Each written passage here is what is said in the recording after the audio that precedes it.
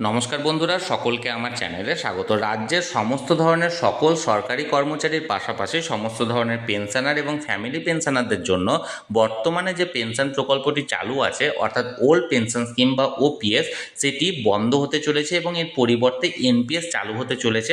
এমনই একটি খবর সম্প্রতি উঠে এসেছে। এই খবরের সত্যতা কি, কারা কারা এর আওতায় পড়তে পারেন, সকল কিছু নিয়ে আজকের ভিডিওতে বিস্তারিতভাবে আলোচনা করব। ভিডিওটি অত্যন্ত গুরুত্বপূর্ণ, তাই অবশ্যই প্রথম থেকে শেষ পর্যন্ত ধৈর্য সহকারে দেখবেন এবং ভালো লেগে থাকলে অবশ্যই একটি লাইক করবেন এবং সকলের সঙ্গে শেয়ার করবেন। আর সেই সাথে এই চ্যানেলে যদি প্রথমবার হয়ে থাকেন এই রকমের ইনফরমেটিভ ভিডিও আরও দেখার জন্য যারা এখনও পর্যন্ত এই চ্যানেলটিকে সাবস্ক্রাইব করেননি তারা অবশ্যই চ্যানেলটিকে সাবস্ক্রাইব করে নিতে ভুলবেন না। তাহলে চলুন আমরা বিস্তারিত জেনে নিই। দেখুন, সমস্ত কনফিউশন এখানে চালু হয়েছে এরকমের একটি খবর উঠে আসার ফলে। এটি একটি নামী সংবাদপত্রের প্রতিবেদনের অংশ। এখানে বলা হয়েছিল পুরনো পেনশন উঠে রাজ্যে কি এনপিএস, এবং এখানে যে বিষয়টি এখানে প্রথম স্ট্যান্ডার্ডে আমি পড়ে শোনাচ্ছি, এটা দেখুন। কেন্দ্রীয় সরকারের মতো এবারে পশ্চিমবঙ্গেও কি রাজ্য সরকারি কর্মীদের জন্য পুরনো পেনশন ব্যবস্থা তুলে চালু হতে চলেছে নিউ পেনশন স্কিম বা এনপিএস? শুক্রবার দেশের পেনশন নিয়ন্ত্রণ কর্তৃপক্ষ পিএফআরডি এর চেয়ারম্যান এস রামানের কথায় তেমনই ইঙ্গিত মিলেছে।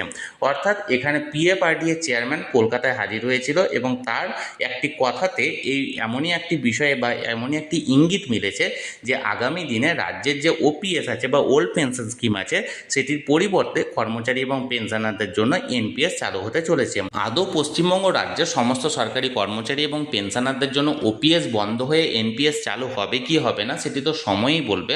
আপাতত আমি আজকের ভিডিওতে ওপিএস এবং এনপিএস এর মধ্যে মূল পার্থক্য নিয়ে আলোচনা করব। ওপিএস ভালো না এনপিএস ভালো সেটি আপনাদের সঙ্গে শেয়ার করব, এবং এনপিএস সম্পর্কে যে সমস্ত ইনফরমেশন বা নেগেটিভ ইনফরমেশন ছড়ানো হচ্ছে তার সত্যতা কতটুকু সেটুকু আলোচনা করব। প্রথমত আমরা জানবো ওপিএসটা কি। ওপিএস বা ওল্ড পেনশন স্কিম হলো বহু পুরনো একটা পেনশন প্রকল্প, যেটি সেন্ট্রাল গভর্নমেন্টের পাশাপাশি আমাদের প্রত্যেকটি রাজ্যে এটি চালু ছিল, এবং যতদিন না পর্যন্ত এনপিএস চালু হচ্ছে সমগ্র ভারতবর্ষে ওপিএস লাগু ছিল। এবং এনপিএস 2004 সালের পর থেকে চালু হওয়ার পর সেন্ট্রাল গভর্নমেন্টের পাশাপাশি অন্যান্য রাজ্যও কিন্তু ওপিএস এর পরিবর্তে এনপিএসটাকে অ্যাডপ্ট করেছে। ব্যতিক্রম ছিল শুধুমাত্র পশ্চিমবঙ্গ। পশ্চিমবঙ্গের সরকারি কর্মচারীদের এবং পেনশনারদের জন্য ওপিএস স্কিমটা লাগু ছিল।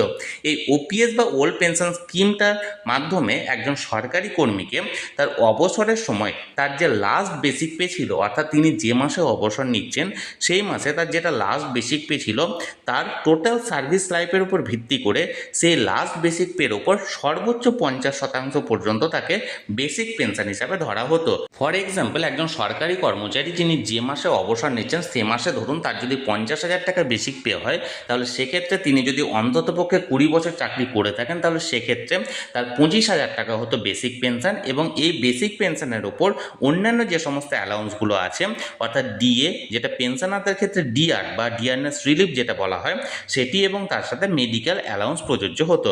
অর্থাৎ ফর এক্সাম্পল 25,000 টাকা বেসিক পেনশন প্লাস যদি তার সঙ্গে ধরুন 20% ডিআরনেস অ্যালাউন্স প্রযোজ্য থাকে, তাহলে 20% ডিআরনেস অ্যালাউন্স, অর্থাৎ আরও 5,000 টাকা ডিএ বাবদ এবং মেডিকেল অ্যালাউন্সের বর্তমানে যেটা 500 টাকা আছে সেটা যোগ করে টোটাল পেনশন হিসাবে নির্ধারণ করা হতো, এবং এটা প্রতি মাসে মাসে সেই কর্মীকে, অর্থাৎ সেই অবসরপ্রাপ্ত কর্মচারীকে পেমেন্ট করা হতো অ্যাজ এ পেনশন। এর পাশাপাশি ওপিএস স্কিমে ফ্যামিলি পেনশনেরও সুবিধা ছিল বা সুবিধা আছে, অর্থাৎ মূল পেনশনারের মৃত্যুর পর তার যে স্ত্রী বা তার নির্বাচিত ফ্যামিলি পেনশনার মূল পেনশনারের প্রায় 60% পর্যন্ত পেনশন আজীবন পেতে পারে এই ওপিএস স্কিমের মাধ্যমে। অর্থাৎ ফর এক্সাম্পল, ধরুন একজন অবসরপ্রাপ্ত কর্মচারীর বেসিক পেনশন যদি তার 25,000 টাকা হয়ে থাকে এবং তার দুর্ভাগ্যবশত মৃত্যু ঘটে থাকে, তাহলে তার নির্বাচিত ফ্যামিলি পেনশনার 25,000 টাকা 60%, প্রায় 60%, অর্থাৎ এক্ষেত্রে 15,000 টাকা পর্যন্ত বেসিক পেনশন হিসাবে প্রতি মাসে মাসে তিনি পাবেন। এবং এর পাশাপাশি যেটা ডিআরনেস রিলিফ বা ডিআর প্রযোজ্য, এবং তার সাথে সাথে মেডিকেল অ্যালাউন্সও প্রযোজ্য হবে। তাহলে এই সমস্ত বৈশিষ্ট্যগুলি ছিল ওল্ড পেনশন স্কিমের বৈশিষ্ট্য। এবার এর পাশাপাশি যে এনপিএস বা নিউ পেনশন স্কিম বা ন্যাশনাল পেনশন স্কিম যেটা চালু আছে, সেটির বৈশিষ্ট্য কী?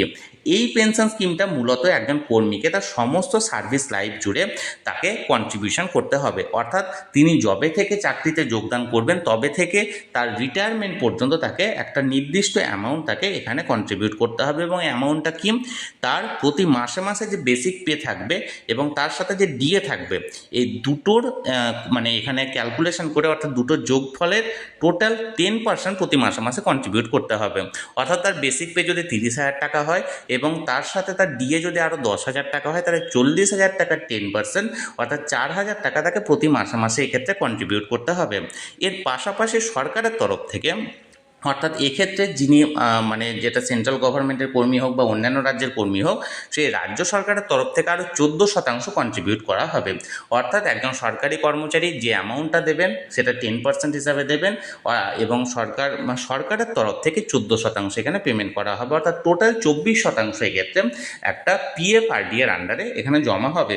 এই সমস্ত অ্যামাউন্ট পিএফআরডি এর তরফ থেকে যেখানে জমা হচ্ছে তার নির্দিষ্ট অ্যাকাউন্টে, অর্থাৎ এনপিএস অ্যাকাউন্টে, এই অ্যাকাউন্ট থেকে এবার বিভিন্ন জায়গায় পিএফআরডি এর তরফ থেকে ইনভেস্ট করা হবে এবং তার অবসরের সময় যে ইনভেস্টমেন্ট ভ্যালু সেটা একটা লামসাম অ্যামাউন্টে দাঁড়াবে, সেই অ্যামাউন্টের ওপর ভ্যালু করে সেই কর্মীকে একটা অ্যানুইটি প্ল্যান নিতে হবে তার অবসরের সময় এবং সেই প্ল্যান থেকে তাকে প্রতি মাসে মাসে পেনশন দেওয়া হবে। অর্থাৎ ফর এক্সাম্পল একজন সরকারি কর্মচারী তিনি চাকরিতে যোগদানের সময় থেকে তার অবসর নেওয়ার পর্যন্ত যে অ্যামাউন্টটা দিলেন, এর পাশাপাশি সরকারের তরফ থেকে কন্ট্রিবিউশন করা হলো এবং টোটাল অ্যামাউন্টটা যেটা সুদ সহ বা যেটা ভ্যালুয়েশনে বাড়লো, অর্থাৎ ফর এক্সাম্পল যদি 1 কোটি টাকা হয়ে থাকে, তাহলে সেই অ্যামাউন্টের উপর ভিত্তি করে তাকে একটা অবসরের সময় একটা অ্যানুইটি প্ল্যান নিতে হবে এবং সেই অ্যানুইটি প্ল্যান থেকে তাকে প্রতি মাসে মাসে পেনশন একটা নির্দিষ্ট অ্যামাউন্টের পেনশন তাকে প্রদান করা হবে। তবে এখানে এনপিএস এর সম্পর্কে একটা নেগেটিভ কথা শোনা যায় যে এনপিএসে যে সমস্ত টাকা কন্ট্রিবিউশন করা হচ্ছে সমস্ত টাকাই শেয়ার মার্কেটে ইনভেস্ট করা হবে, কিন্তু এই কথাটি সম্পূর্ণ ভুল। এনপিএসে যে টাকাটা দেওয়া হচ্ছে বা কন্ট্রিবিউশন করা হচ্ছে সেটা সেই কর্মচারীর ইচ্ছার উপর নির্ভর করবে। অর্থাৎ সেই কর্মচারী যদি চায় তাহলে তিনি অন্ততপক্ষে 25% অর্থাৎ ইনভেস্টমেন্ট অ্যামাউন্টে টোটাল 25% থেকে 75% পর্যন্ত শেয়ার মার্কেটে ইনভেস্ট করতে পারেন। এবার যদি তিনি নাও চান তাহলে সেক্ষেত্রে তিনি 0% ইনভেস্ট করতে পারেন, অর্থাৎ 1 টাকাও তিনি ইনভেস্ট না করতে পারেন শেয়ার মার্কেটে এবং বাকি অ্যামাউন্ট, অর্থাৎ ফর এক্সাম্পল তিনি যদি শেয়ার মার্কেটে ইনভেস্ট না করেন তাহলে 100% টাকায় বিভিন্ন সরকারি বন্ড বা সরকারি যে স্কিম আছে সেখানে ইনভেস্ট করতে পারেন এবং যদি 25% ধরুন ফর এক্সাম্পল শেয়ারে ইনভেস্ট করেন তাহলে বাকি 75% বিভিন্ন গভর্নমেন্ট সংস্থায় কিন্তু ইনভেস্ট করতে পারেন, মানে পিএফআরডি এর তরফ থেকে ইনভেস্ট করা হবে। অর্থাৎ এক কথায় বলতে গেলে এনপিএসে যেটা বলা হয় যে সমস্ত টাকায় শেয়ারে খাটা হবে সেটা কিন্তু একদমই ভুল।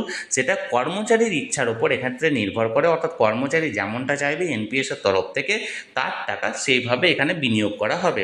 এবার একজন কর্মী যদি শেয়ার মার্কেটে টাকা ইনভেস্ট করুক বা না করুক, তার পুরো সার্ভিস লাইফ জুড়ে যে টাকা তিনি আসল জমা করলেন এবং তারপর যে ভ্যালুয়েশন দাঁড়ালো বা ইন্টারেস্ট জমা হলো, সেই টাকার উপর যে টোটাল ব্যালেন্স হলো সেই টোটাল ব্যালেন্সটা অবসরের সময়টাকে দেওয়া হবে এবং এই টোটাল ব্যালেন্সের ওপর ম্যাক্সিমাম 60% পর্যন্ত সেই টাকা কর্মী অবসরের সময় তুলে নিতে পারেন অ্যাজ এ লামসাম অ্যামাউন্ট হিসাবে এবং বাকি 40% টাকার তিনি অ্যানুইটি স্কিম নিতে পারেন। অর্থাৎ ফর এক্সাম্পল ধরুন তার 1 কোটি টাকা মানে টোটাল এখানে দাঁড়াচ্ছে এবং 1 কোটি টাকার ম্যাক্সিমাম উনি যদি চান তাহলে 60 লক্ষ টাকা তিনি এক্ষেত্রে তুলে নিতে পারেন এবং বাকি যে 40 লক্ষ টাকা থাকছে এই 40 লক্ষ টাকার উপর ভিত্তি করে এলআইসি বা অন্যান্য কোনো সংস্থা থেকে তিনি একটি অ্যানুইটি প্ল্যান নিতে পারেন এবং এই 40 লক্ষ টাকার উপর ভিত্তি করে, আমি এটা এক্সাম্পল ধরেছি, এই 40 লক্ষ টাকার উপর ভিত্তি করে তার মান্থলি যে অ্যামাউন্টটা দাঁড়াবে সেটা তাকে আজীবন পেমেন্ট করা হবে অ্যাজ এ পেনশন। আশা করি বিষয়টি আমি বোঝাতে পেরেছি। এবার অনেকেরই এখানে একটা প্রশ্ন থাকে যে এনপিএসে অ্যামাউন্ট করলে পেনশনের পরিমাণটা কমে যায় বা পেনশন ঠিকঠাক পাওয়া যায় না। এক্ষেত্রে একটি বিষয় এখানে বোঝার দরকার আছে, যদি একজন কর্মচারী অন্ততপক্ষে 25 বছর বা তার বেশি সময় ধরে তিনি যদি এনপিএসে কন্ট্রিবিউট করেন এবং এক্ষেত্রে তার যে কন্ট্রিবিউশনের অ্যামাউন্টটা সেটা যদি ডিভাইড করে রাখেন, অর্থাৎ অন্ততপক্ষে 50% বা 50% অ্যামাউন্ট তিনি শেয়ার মার্কেটে ইনভেস্ট করেন এবং বাকি 50% যদি তিনি গভর্নমেন্ট সংস্থায় রাখেন বা গভর্নমেন্ট প্রকল্পে রাখেন, তাহলে সেক্ষেত্রে একটা ডিসেন্ট অ্যামাউন্ট তিনি কিন্তু পেনশন হিসাবে পেতে পারেন। অর্থাৎ অন্ততপক্ষে একটা লং টার্ম, অর্থাৎ 25 বছর বা 30 বছর যদি তিনি চাকরি করে থাকেন তাহলে সেক্ষেত্রে কিন্তু তিনি একটা ডিসেন্ট পেনশন আশা করতে পারেন। তবে যে সমস্ত কর্মচারী অল্প সময় ধরে এক্ষেত্রে এনপিএসে বিনিয়োগ করবে, সেটা 10 বছর হোক বা 15 বছর হোক বা 17 বছর হোক বা 18 বছর হোক, তাহলে সেক্ষেত্রে কিন্তু সে পেনশনের পরিমাণটা তুলনামূলকভাবে অনেকটাই কম থাকে এখানে ওপিএস বা ওল্ড পেনশন স্কিমের তুলনায়। আশা করি বিষয়টি আমি বোঝাতে পেরেছি। এবার ওপিএস এবং এনপিএস এর মধ্যে মূল পার্থক্যটা কি? দেখুন, আমি এর আগে যে বৈশিষ্ট্যগুলি বললাম সেখানে আমি অনেক কিছু এখানে উল্লেখ করে দিয়েছি, তবুও আর একবার বলি ওপিএস মূলত তুলনামূলকভাবে এনপিএসের চেয়ে অনেকটাই ভালো, বিশেষ করে যাদের সার্ভিস লাইফটা অনেকটাই কম তাদের জন্য। অর্থাৎ আপনি যদি কম দিন চাকরি করে থাকেন তাহলে সেক্ষেত্রে আপনার ওপিএসের কোনো তুলনা নেই, ওপিএসটা অবশ্যই ভালো। অপরদিকে এনপিএস যারা বহুদিন চাকরি করবেন তাদের জন্য বেটার অপশান। অর্থাৎ আপনার যদি সার্ভিস লাইফ 35 বছর হয়, অর্থাৎ আপনি 25 বছরে চাকরি পেয়ে থাকেন এবং 60 বছরে অবসর নেবেন, আপনার 35 বছর যদি সার্ভিস লাইফ হয়, তাহলে সেক্ষেত্রে এনপিএসে যাওয়া অনেকটাই বেটার অপশান। অপরদিকে ওপিএসে কর্মীকে কোনো কন্ট্রিবিউশন করতে হয় না, কিন্তু এনপিএসে একটা নির্দিষ্ট অ্যামাউন্ট কিন্তু কন্ট্রিবিউশন করতে হয়। এর পাশাপাশি ওপিএসে সরকারের তরফ থেকে টাইম টু টাইম একটা ডিএ ঘোষণা করা হয় এবং পে কমিশনও ঘোষণা করা হয়, যেটি কিন্তু ওপিএসের পেনশনের সাথে যুক্ত হয়।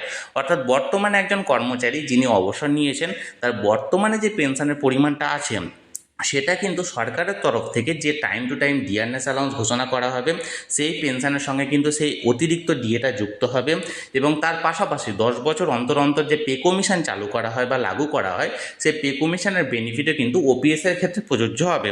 তুলনামূলকভাবে এনপিএসে আপনি যে অ্যানুইটি প্ল্যানটা নেবেন সেটা কিন্তু একটা ফিক্সড অ্যামাউন্ট থাকবে আপনার লাইফ টাইমের জন্য। অর্থাৎ আপনার আজকে আপনি যে অ্যামাউন্টটা পাচ্ছেন সেটাই কিন্তু আপনি আগামী আজীবন পেয়ে যাবেন। আপনার ক্ষেত্রে কিন্তু এখানে পেনশনের অ্যামাউন্টটা ইনক্রিজ হওয়ার কোনো সুযোগ নেই, অর্থাৎ ডিএ বা পে কমিশন এক্ষেত্রে কিন্তু যুক্ত হয় না। তাহলে এক কথায় বলতে গেলে ওপিএস তুলনামূলকভাবে এনপিএসের থেকে অনেকটাই বেটার অপশান। যদি আপনি অল্প দিন চাকরি করেন বা বেশি দিন চাকরি করেন, দুটো ক্ষেত্রে আপনার ওপিএসটাই বেটার অপশান। তবে যদি আপনি বেশি দিন চাকরি করেন তাহলে এনপিএসে গেলেও আপনার খুব একটা লস হবে না, কিন্তু যারা অল্প দিন চাকরি করছেন তাদের জন্য এনপিএসটা কিন্তু অত্যন্ত ক্ষতিকর বলে আমার মনে হয়, কারণ এক্ষেত্রে পেনশনের অ্যামাউন্টটা অনেকটাই কম আসে। এবার এখন বিষয় হলো রাজ্যে যদি এনপিএস লাগু হয় তবে সেটি কাদের জন্য প্রযোজ্য হবে। এখনও পর্যন্ত অন্যান্য রাজ্যে যেটা দেখা গেছে যে এনপিএসে জবে থেকে নোটিফিকেশান জারি করা হয় বা অর্ডার জারি করা হয় সেই ডেটের পর যারা নিয়োগ পান তাদের ক্ষেত্রে কিন্তু এনপিএস লাগু করা হয়।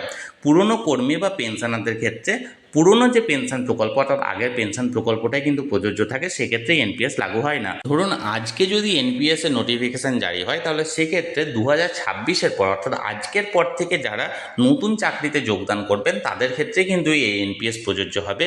যারা এর আগে যারা চাকরি করছেন বা চাকরিরত আছেন তাদের ক্ষেত্রে যেহেতু ওপিএস প্রযোজ্য আছে তাদের জন্য ওপিএসটাই প্রযোজ্য হবে, বা যারা পেনশন পাচ্ছেন ওপিএস স্কিমের আন্ডারে তাদের ক্ষেত্রেও কোনো প্রভাব পড়বে না। আশা করি বিষয়টি আপনারা বুঝতে পারছেন। অর্থাৎ যেদিন থেকে অর্ডার বা সার্কুলেশন জারি করা হবে সেদিন থেকেই এনপিএসটা প্রযোজ্য হবে, বা তারপর থেকে নিয়োগপ্রাপ্ত কর্মীদের ক্ষেত্রে কিন্তু এনপিএসটা প্রযোজ্য হবে। তাহলে বন্ধুরা এখানে এনপিএস এবং ওপিএস নিয়ে আমি একটা স্বচ্ছ ধারণা দেওয়ার চেষ্টা করলাম।